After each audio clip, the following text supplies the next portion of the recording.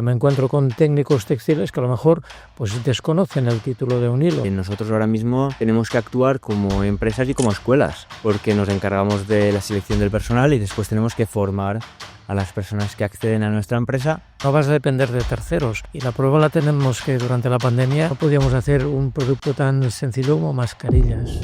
El marco europeo está planteando el pasaporte digital de producto, y la lana de Esquila es un residuo, no lo compra nadie. Sin duda, la estrategia textil europea lo que está planteando un marco legislativo duro. Ojo, hay dos puntos que me gustaría remarcar. El tema de microplásticos, el tema también de la calidad.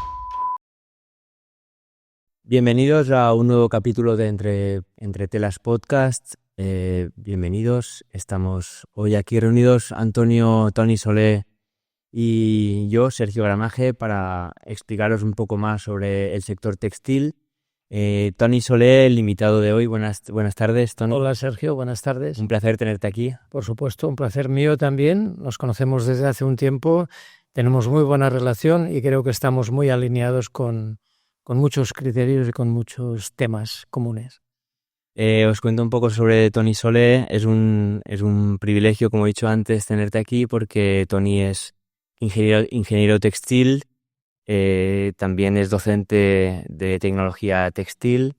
Aparte, ha tenido muchísimos años de experiencia trabajando en el sector textil en diferentes apartados o departamentos del sector. Sí. Y también es ponente y divulgador pues de un poco la situación actual que tiene el sector, ¿no? En la medida que puedo, así es, sí. Bueno, yo mi trayectoria, pienso que por suerte, empieza en la hilatura. Yo he pasado por todas las etapas de la cadena de valor textil, desde la hilatura, lo que condiciona el conocimiento de las fibras, pasando por la tejeduría y acabando, como bien dice la palabra, por los acabados, la tintura, estampación, aprestos, acabados. Y si me apuras, pues un poquito también en comercial, porque hasta estuve un año vendiendo hilo. Esto me permite tener una visión global de toda la cadena de valor, de todos los puntos por los que cualquier fibra pues pasa, y las interacciones que hay pues entre estas diferentes etapas de la cadena de valor en sus diferentes procesos. Esta es el valor que yo puedo aportar, porque yo soy una persona normal y corriente que aporta sobre todo experiencia, conocimiento, pero sobre todo experiencia. Yo te conocí en un curso que nos diste, aparte de la empresa, y quedé encantado con tus conocimientos. No conozco a ninguna persona, sinceramente, que tenga los conocimientos que tú tienes sobre el textil. Y no sé si sois muchas las personas como tú, porque yo de momento solamente te conozco a ti y llevo muchos años en el sector. Bueno, pues la pregunta es muy buena, Sergio, porque quedamos pocos de mi generación. Yo soy de la generación del 80, o de la promoción, mejor dicho, del 86, 87, no me acuerdo exactamente, promoción en la que los estudios eran 5 años, muy intensos, se veía todo y en profundidad, y por tanto nos daba una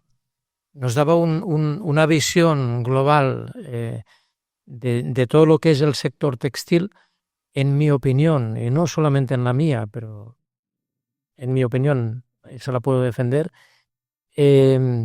actualmente no se da. Es decir, yo me encuentro con técnicos textiles que a lo mejor pues desconocen el título de un hilo, mientras que cuando mi promoción estudiábamos, los conceptos y todos los temas textiles se profundizaban mucho, se vivía mucho más el textil. Quedamos pocos porque de mi edad y que hayamos pasado por toda la cadena de valor. Tengo algún amigo, no muy lejos de aquí, que casi ha pasado por toda la cadena de valor, casi tiene mi edad, pero no se dedica a la formación. Por tanto, de formadores pocos van a quedar. Es una pena porque al final es el reflejo de lo que ahora mismo es el sector textil, es decir, pues personas que tienen mucho valor, mucho conocimiento, pero que son mayores y que dentro de unos años pues van a estar jubiladas. Claro. Y por tanto es know-how que está perdiendo el sector, pues a causa de la producción que la hemos sacado para afuera, ¿no? de España y de Europa. Y esto es un problema que se va a agravar porque yo, por ejemplo, que tengo empresas de textil, lo vivo al día. Es decir, nosotros ahora mismo tenemos que actuar como empresas y como escuelas, porque nos encargamos de la selección del personal y después tenemos que formar a las personas que acceden a nuestra empresa para que posteriormente, dependiendo del puesto, pues nos den una rentabilidad, ¿no? Por supuesto. Y pienso que no debería ser así. Nosotros ya hacemos bastante con emprender y con tener empresa como para tener que formar a las personas que se integran. Bueno, esto ocurrió en finales, bueno, más o menos, finales de los 80 o durante los 80 y principios de los 90, cuando nos vamos a Asia, así de claro, y no solamente se va la producción a Asia, sino que se va también el conocimiento. Las empresas que producían en España, por temas puramente económicos, pues deciden que es más barato producir en China. Entonces, ¿qué hago? Compro maquinaria, pero la monto en China. ¿Y qué hago con mis técnicos? Bueno, pues a lo mejor mis técnicos no se van a vivir a China, pero mis técnicos enseñarán a técnicos externos de otros países a llevar las máquinas, a gestionar todo el proceso. Claro, ¿qué ocurre? Perdemos dos cosas muy importantes. Conocimiento, o tres. Conocimiento, producción y formación. Porque todo esto conllevó además el cierre de escuelas textiles. Claro, si no habían estudiantes, las escuelas textiles no eran rentables. Y si no eran rentables, pues se cerraban. Por tanto, ahora no tenemos capacidad de producción, no tenemos personal con know-how suficiente para, digamos, gestionar y tirar adelante el sector, pero no a nivel, digamos, de técnicos superiores, sino a nivel, como bien decías tú, Sergio, de personas a pie de fábrica. Y, bueno, lo que estás diciendo tú, ITEX, Texfor, las propias empresas tienen que, la Politécnica, por supuesto, tanto de Valencia como de Cataluña, pues tiene que hacer esfuerzos para formar técnicos capaces.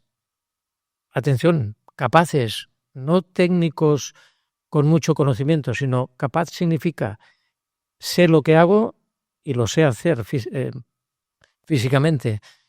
Capacitarse no es estudiar y entender unos apuntes, es estudiarlos, entenderlos y aplicarlos.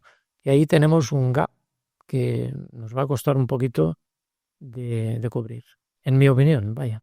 Sí, estoy totalmente de acuerdo. La responsabilidad de lo que estás contando es del empresario en su día, pero quizás también política, ¿no?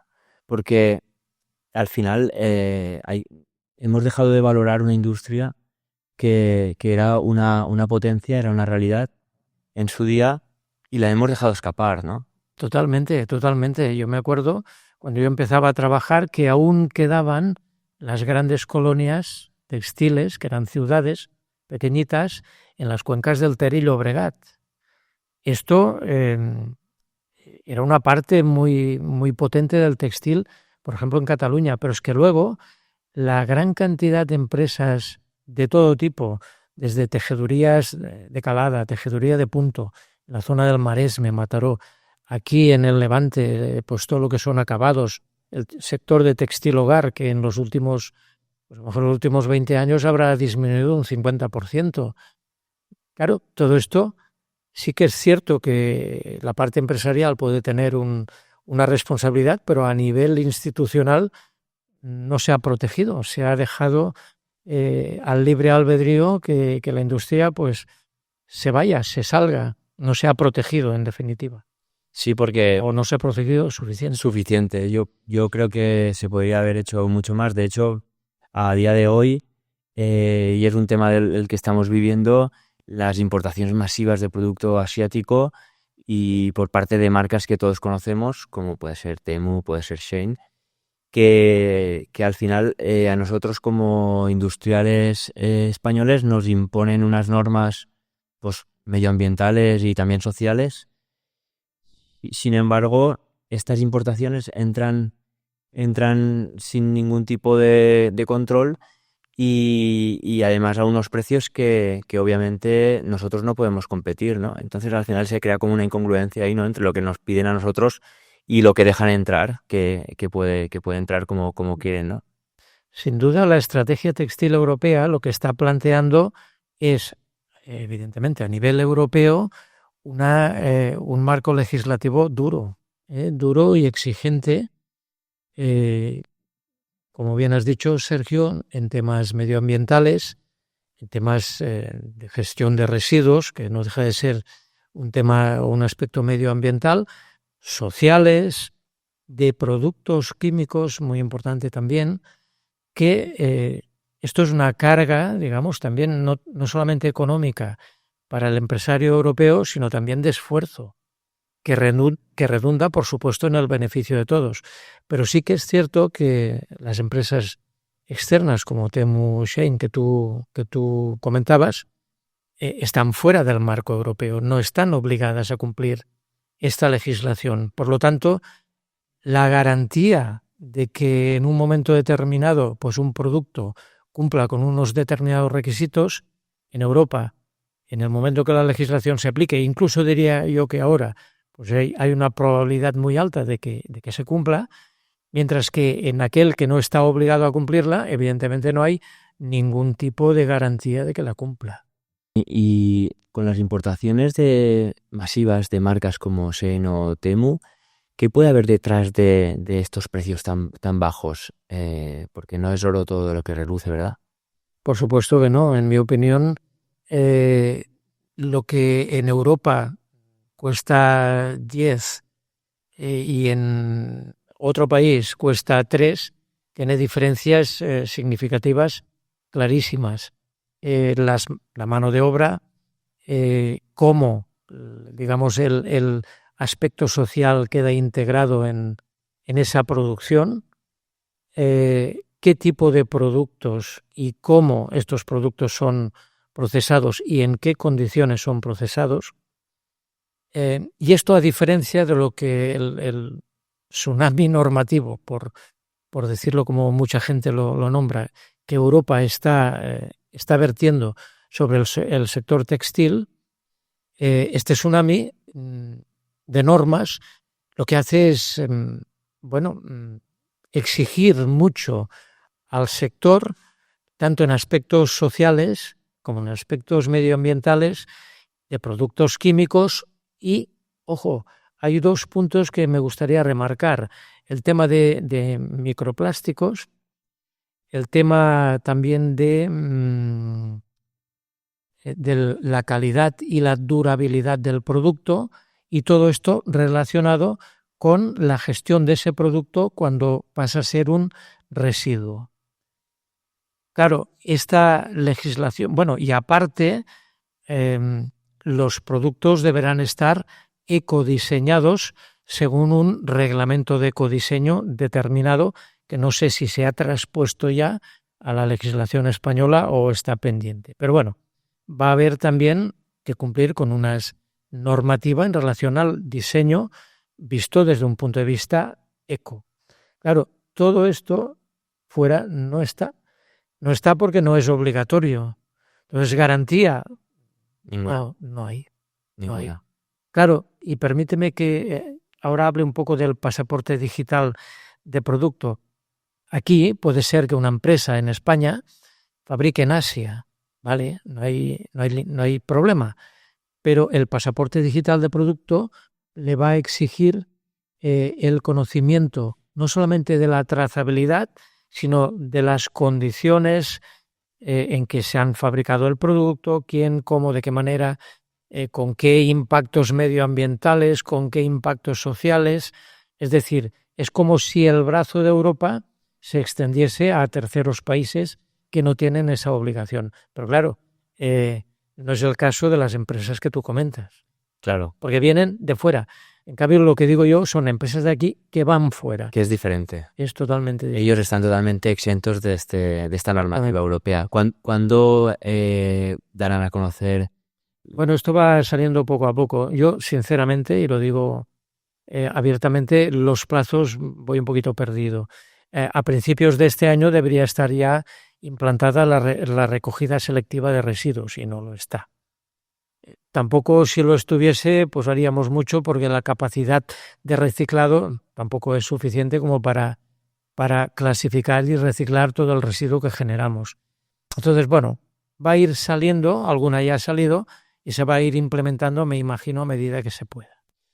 Volviendo al tema de las marcas, las grandes marcas que introducen producto asiático de forma masiva a precios muy bajos, ¿no encuentras una incongruencia entre hacia dónde camina la sociedad, que buscamos un equilibrio entre la vida laboral y social, una igualdad entre el hombre y la mujer, unas condiciones dignas laborales, y sin embargo hacemos compras impulsivas colaborando en el crecimiento de estas marcas, que detrás de estas marcas seguramente haya condiciones laborales y sociales que no se cumplan como nosotros aquí en Europa creemos que debemos cumplir? Pero no hay ninguna, volvemos otra vez a la parte política, no hay ninguna voz que ponga esto en evidencia. Esta semana leí en una revista que el tema Shein iba al Congreso, no sé en qué términos ni a qué nivel, pero que se iba a tratar en el Congreso. Y en ese mismo artículo se explicitaba que era conveniente, algo que decimos, por lo menos yo lo digo siempre que puedo, es conveniente formar e informar al consumidor para que la compra que haga, de la forma que sea, la haga conscientemente. Porque ahora mismo cualquier consumidor lee una etiqueta y no sabe qué hay detrás de la etiqueta.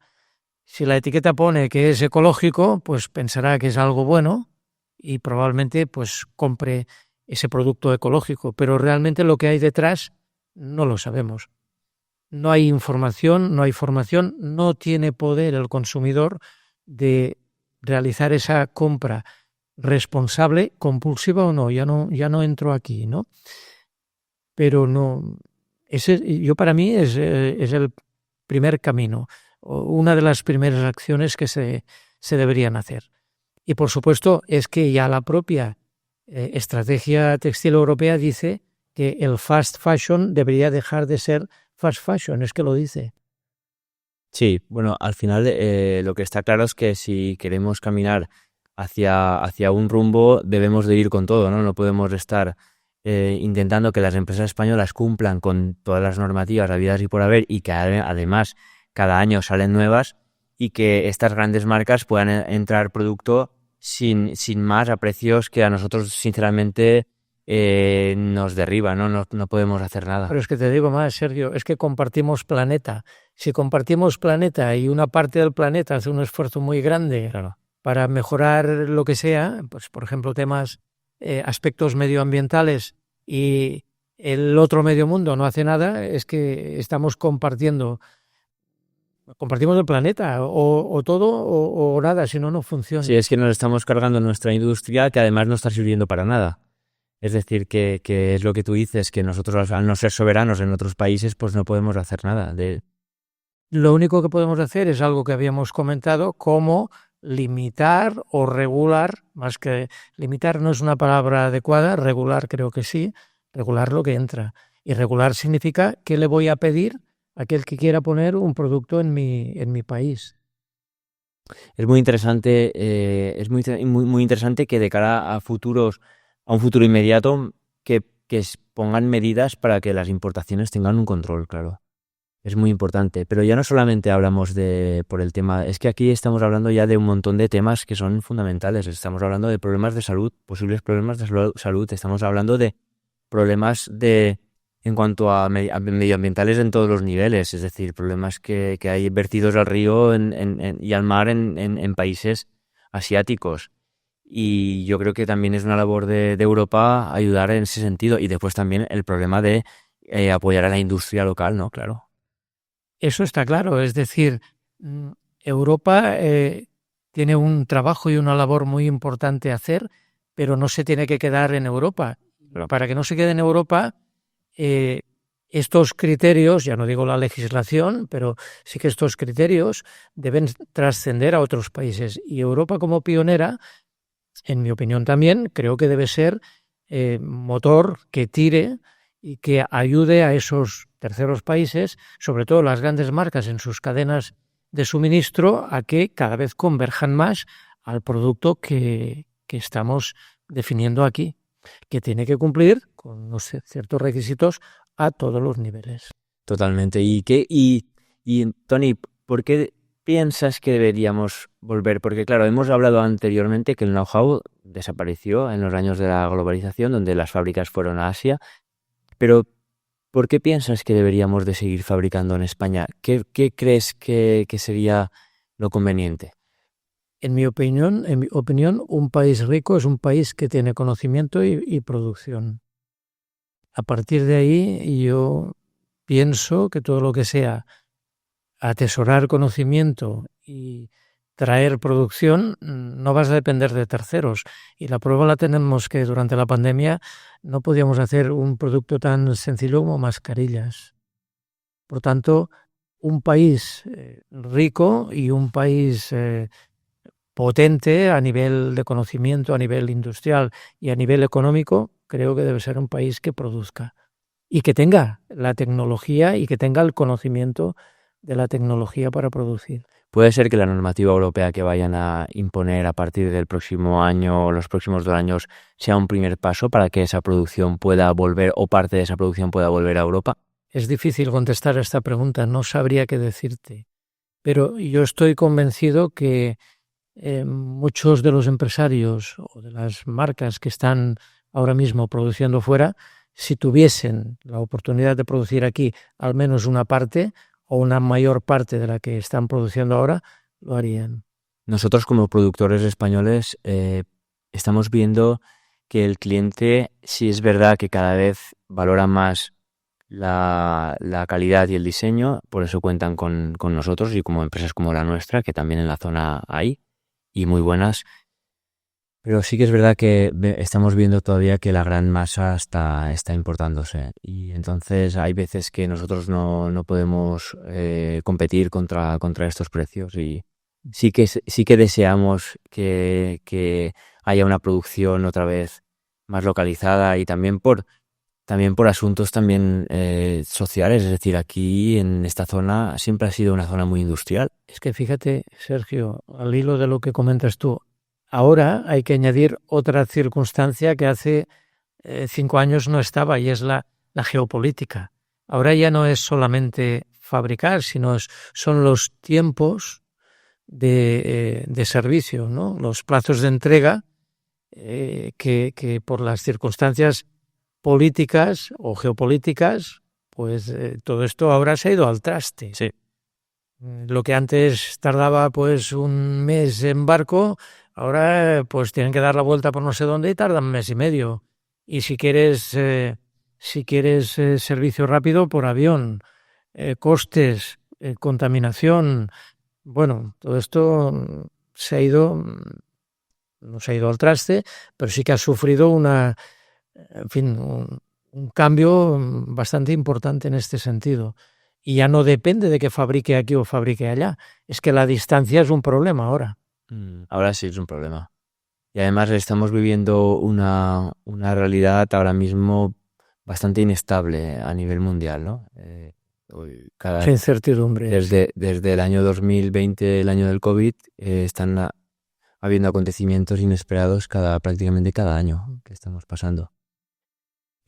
Otra de las preguntas que quería hacerte, porque muchos de nuestros clientes no saben el futuro del material, del tejido, del textil, cuál será, ¿no? Porque se está hablando que si una parte apuesta por el poliéster porque es reciclable tantas veces o prácticamente tantas veces como uno quiera, y otro grupo pues piensa que sería el algodón el futuro nuestro, ¿no? Yo me gustaría saber tu opinión, a ver qué es lo que crees que puede ser un material de presente y futuro. Yo creo que, en mi opinión también, el algodón es un producto de futuro. Alguien dirá, es que una camiseta de algodón pues consume 5.000 litros de agua para fabricarla, para tenerla, mejor dicho. Y yo no digo que no sea cierto, pero realmente el consumo de agua, en el caso del algodón, se genera durante el cultivo. Si hiciésemos 4 números en el consumo, para ver el consumo de agua que consume o que se utiliza para fabricar una camiseta de algodón, pues no son tantos litros, son pocos litros. ¿Qué futuro veo yo, por ejemplo, al tema de las fibras, a las fibras naturales? Hablo del algodón, hablo del cáñamo, hablo de la lana, la gran olvidada, la lana que hoy es un desperdicio cuando es un material de un valor brutal. Bien gestionados y aplicando tecnologías de cultivo regenerativas y adecuadas, en mi opinión es el futuro. ¿Que vamos a prescindir del poliéster? Claro que no, pero también entiendo que este crecimiento tan brutal, ya no digo del poliéster, sino en general de las fibras sintéticas, ahora está generando un problema, ¿no? El problema de los microplásticos y de los residuos y de su reciclado. Porque no nos equivoquemos, el poliéster es reciclable. Una botella que es 100% poliéster, la botella de agua de las que bebemos, esto es fácilmente reciclable. Pero una prenda de poliéster algodón en mezcla íntima, hoy a nivel de laboratorio, pues sí, ya se pueden hacer cosas, pero esto no está escalado aún. Y claro, una prenda multifibra con adornos, con apliques, pues no es fácilmente reciclable. Por tanto, hay que pensar no solamente en la materia, sino en cómo vamos a utilizar estas materias y en qué artículo final estas materias van a estar presentes. Has hablado de la lana, me parece muy interesante la observación. ¿Por qué es la gran olvidada y por qué no se utiliza más? Pues sinceramente no lo sé, pero hay gente que te lo puede explicar muy bien. Yo conozco un chico que se llama Ramón Cobo, que está impulsando la lana, pero de una forma bestial. Y él mismo, bueno, pues tiene una empresa, tienen ovejas, creo, tienen una empresa que le gana hasta hilar, creo, Tendría que hablar con él para saber exactamente qué es hasta dónde puede llegar, ¿no? Pero cuenta que la lana de esquila es un residuo, no lo compra nadie. Y el pastor, pues claro, no la puede hilar, él no es su negocio. Potenciar la lana ahora es un reto. Sin embargo, la lana tendrá seguramente condiciones especiales buenas, como puede ser el algodón o el lino, ¿verdad? La lana es un material noble con unas propiedades muy buenas, tanto a nivel de confort como, mira, para decirte que la lana fue una de las primeras fibras que se utilizaron como retardantes a la llama, tú prendes lana, a ver, si lleva un apresto y lleva algún tipo de producto químico, prendes la lana y va a prender, ¿no? Pero la lana, tú le aplicas la llama y se autoextingue, no se inflama. Tomo nota para estudiarla también en mi empresa, a ver si podemos implantar Pues la lana es una de las fibras, al menos aquí en este país, muy olvidadas. ¿Conoces países que sí que trabajen la lana de alguna manera Hombre, ahora mismo no te sabría decir, pero los países tradicionalmente laneros, supongo que Inglaterra, Australia, me imagino que tendrán una visión del sector de la lana diferente al nuestro. También te digo que la parte de poquita de lana que pueda quedar estará pues una parte en Sabadell. No creo que hayan más empresas que se dediquen a la lana así con una cierta entidad y no hay muchas. Y algo creo que queda también por la zona de Béjar, Salamanca. No te sabría ahí decir, pero sí que te puedo asegurar, aunque no te sepa decir lo otro, que la lana es hoy por hoy un material totalmente olvidado y que tiene y puede aportar un valor muy importante al sector textil. Es una biofibra. Sí, sí, totalmente. Es un residuo que al final se va a integrar en la naturaleza de una forma sencilla y rápida. Muy bien. Volviendo al algodón, también hay muchas preguntas sobre nuestros oyentes sobre el algodón, porque hay algún tipo de algodón que sirve pues para tapizar, otros algodones no sirven para tapizar porque hacen bolitas, otros algodones. A ver, el algodón es una fibra que nace y crece. Y si me apuras, también muere, porque dentro de un pellizquito de floca de algodón encontramos fibras que llamamos maduras, fibras inmaduras y fibras muertas. El algodón no es como una fibra sintética, que las fibras sintéticas son clones unas de las otras, sino que el algodón, en función del cultivo, de las plagas, del clima, etcétera, va a tener unas características propias diferentes entre un algodón y otro. ¿Qué características son estas? Pues son la longitud, la resistencia, la finura, la uniformidad. Hay una serie de parámetros que de un algodón a otro pues pueden cambiar brutal, ¿no? Incluso el color también, ¿no? Incluso el color. Por ejemplo, algodones blancos de Perú y algodones muy amarillos del Chad. ¿Esto qué quiere decir? Que no es que un algodón no sea adecuado o sí sea adecuado, sino que hay que pensar el producto, o sea, dicho de otra forma, cuando pensamos el producto, tenemos que definir qué material vamos a utilizar. Te pongo un ejemplo. ¿Se te ocurriría, tú que eres, que trabajas en textil hogar y seguramente que trabajas con hilos open-end de algodón? ¿Tú una camisa fina se te ocurriría tejerla con un hilo open-end? No. Pues un poco es lo mismo, ¿no? En función del artículo, algodones que pueden ser muy buenos para este artículo son muy malos para otro y viceversa. Y cuando digo muy malos, no me refiero a la palabra malo, me refiero a inadecuado.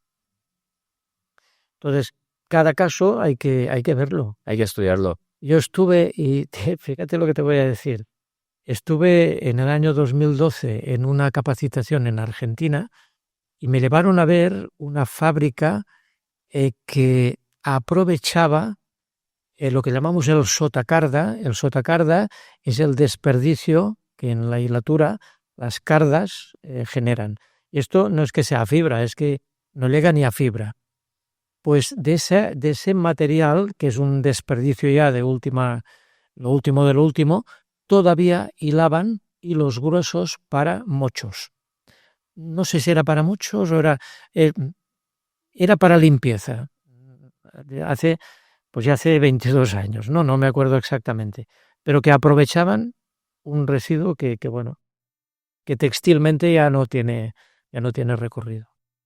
De hecho, a mí me parece muy bonito cuando ves un tejido de 100% algodón o 100% lino, las irregularidades que presentan, ¿no? Pues lo que tú estás diciendo, porque al final no es una fibra sintética que se van clonando, sino No, cada uno tiene su personalidad y al tejerlas, pues forman un tejido que seguramente sea diferente en cada metro que vayas abriendo en el rollo de tejido, ¿no?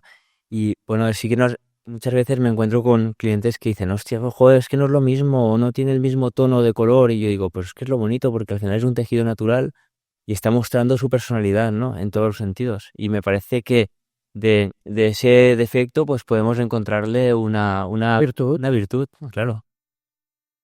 Es cierto que las fibras naturales, como no son fibras fabricadas en serie, evidentemente de lote a lote o de fabricación, de cultivo a cultivo, y la lana pasa igual, ¿eh? Lo mismo. No van a ser iguales.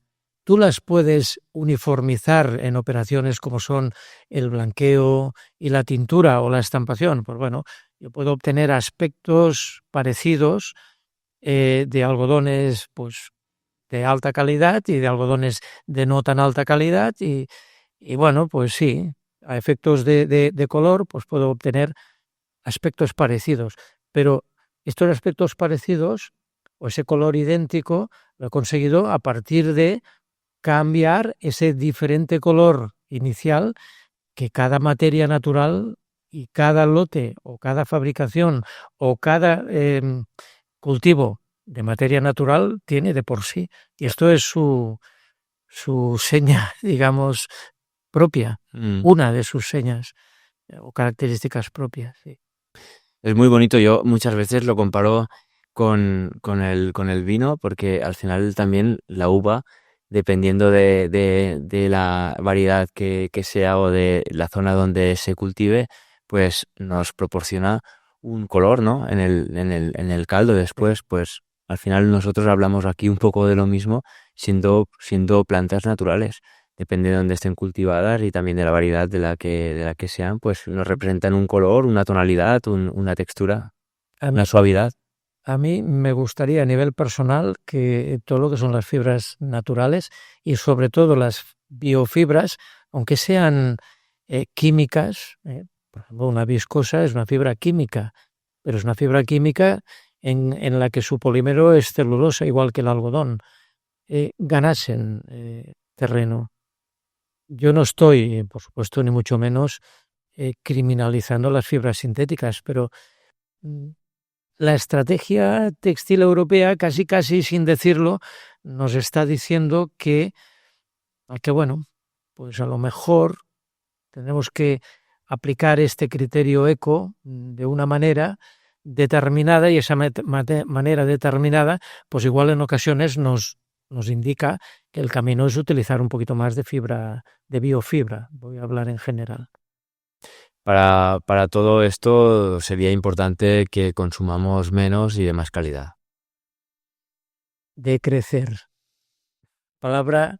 Sé que eres un fiel defensor de esta Sí, forma. me convencieron porque lo vi, digo, es que es así, porque ¿cómo puedo yo disminuir, para poner el ejemplo, el impacto medioambiental? Pues produciendo menos con menos. Hace unos cuantos meses me contaban que las grandes marcas de distribución fabrican excedentes, pero sabiendo que son excedentes, para asegurar que en ningún momento hay un vacío de producto y que pueden cubrir la demanda en cualquier momento y en cualquier sitio. Entonces, si saben, imagínate lo que te voy a decir, Sergio, si sabe que ese producto no va a acabar consumiéndose, ese producto va a acabar siendo residuo. No sé cómo lo vamos a gestionar, sí que sé cómo lo estamos gestionando o cómo lo hemos gestionado hasta ahora. Incinerar o exportar, ¿no? Pero al final no es solamente el residuo y la consecuencia de incinerar o exportar ese residuo, es que para llegar a ese producto que sé que no voy a vender, he utilizado agua, energía, productos químicos, mano de obra, para nada. Sí, al final no podemos pretender una economía ilimitada en un mundo que en realidad tiene recursos limitados, ¿no? Estamos ahí en la contradicción. Y te digo más, y los que defienden más acérrimamente el concepto de crecimiento, el decrecimiento no implica cerrar empresas, significa también rentabilidad y, por lo tanto, mantenimiento de las empresas. Pero sí que es cierto que representa toda una revolución. Esa palabra a nosotros los empresarios crea como un poco de conflicto, ¿no? Porque al final lo que pretendemos siempre todos es crecer. Pero sí que es verdad que personas como tú pues nos invitan a la reflexión, por lo menos a la reflexión, a poder valorar otras formas, otras vías en las que de verdad nosotros no contamos por nuestra naturaleza de empresaria, ¿no? Por naturaleza empresaria. Hay otro aspecto que también de Europa emana, y es que el reglamento de ecodiseño al final lo que persigue o lo que va a perseguir es que los artículos textiles sean de mayor calidad y más durables. Si incorporamos la palabra durable, estamos limitando, ¿no? Por lo menos la parte de la venta. Si, claro, aquí entra también la concienciación del consumidor. Si yo tengo un producto durable, pues voy a tardar más en comprar otro. Por tanto, de alguna manera, entre líneas también se lee, en mi opinión, el concepto o el criterio de decrecimiento. Pues bueno, hemos puesto ya encima de la mesa muchos temas, muchas propuestas, a ver cuál es el futuro. Desde luego que sí que debemos estar expectantes para ver hacia dónde camina el sector textiles siempre ha vivido en una crisis permanente. Esto, todos los que estamos en el textil utilizamos esta frase, y esto ha potenciado su resiliencia y sobre todo su capacidad de no perder ilusión. Y ahí creo que está una parte del éxito, que estoy convencido que el sector seguirá y seguirá con más fuerza, pero renovado, por supuesto, con materiales nuevos, porque van a ir saliendo, ya van saliendo, con ideas nuevas, con procesos pues más amigables con el medio ambiente, más eficientes. Hay una cantidad impresionante de oportunidades que creo que esta situación ponen sobre la mesa y que el sector las tiene y las va a aprovechar. Pues estaremos atentos a todas ellas, y lo que sí que me gustaría que esto no se quedara en una única conversación, me gustaría pues que haya una segunda y una tercera, porque la verdad que para mí es un placer tenerte aquí. Para mí también es un placer compartir contigo pues experiencias y lo que haga falta, y con toda la voluntad de, sobre todo, abrir las mentes y aportar pues un poco de criterio, que no digo que sea el bueno y el que toca, No. pero que creo que puede ayudar a alguien a lo mejor a encontrarlo o a entender pues algunas cosas que están pasando y que van a seguir pasando y que van a ir a más, como es la parte legislativa, y que no hay otra que adaptarse, ¿no? Aquí no nos podemos escapar. Pues si me permites, Tony Solé está en LinkedIn y lo podéis seguir o preguntar, ¿no? Cualquier cosa que se haya quedado ahí, para que ahí estoy, puedas dar luz a cualquier pregunta o cualquier cosa que... por supuesto, en mi canal de LinkedIn ahí estoy, y cuando queráis, pues ahí me encontraréis.